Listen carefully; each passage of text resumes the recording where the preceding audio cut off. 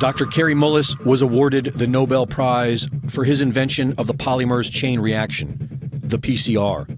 The PCR is a method of analysis and wasn't designed to test for a virus. Mullis explains why. And with PCR, if you do it well, you can find almost anything in anybody. It starts making you believe in the sort of Buddhist notion that everything is contained in everything else, right? I mean, because if you can amplify one single molecule up to something that you can really measure, which PCR can do, then there's just very few molecules that you don't have at least one single one of them in your body, okay? So that could be thought of as a misuse of it, just to claim that it's meaningful. The PCR test can potentially find anything you are looking for, depending on how high you turn it up.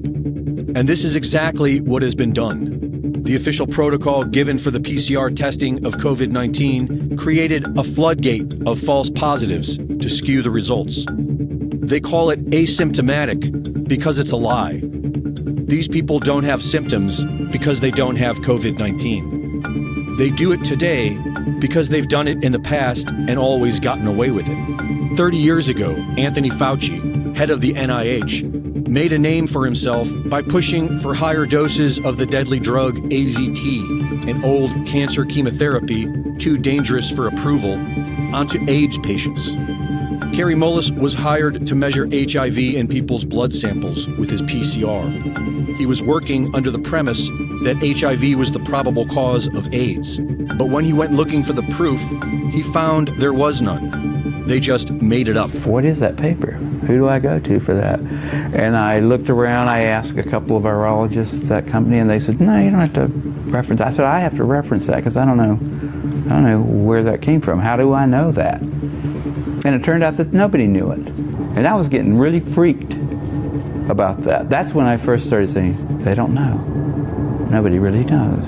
This whole thing is a big sham. Mullis pointed out how the CDC was losing money and how the HIV-AIDS connection brought their profits back in the black, and how the men at the highest levels were all in on it. Kary Mullis knew these men were dangerous. They don't want people like me walking up and asking them those kind of questions, and they're willing to go to great lengths to prevent that.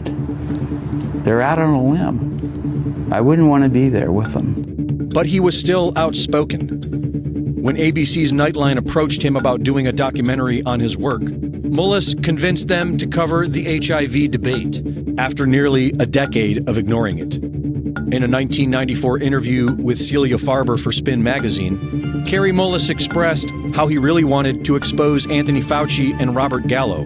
He said that he'd be willing to chase the little bastard from his car to his office, a Nobel Prize winner trying to ask a simple question from those who spent $22 billion and killed 100,000 people. It has to be on TV. I'm not unwilling to do something like that.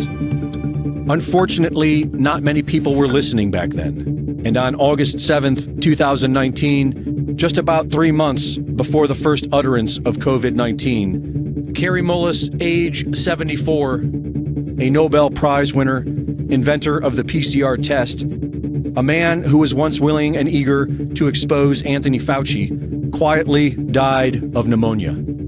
The timing of it all is mysterious to many of us.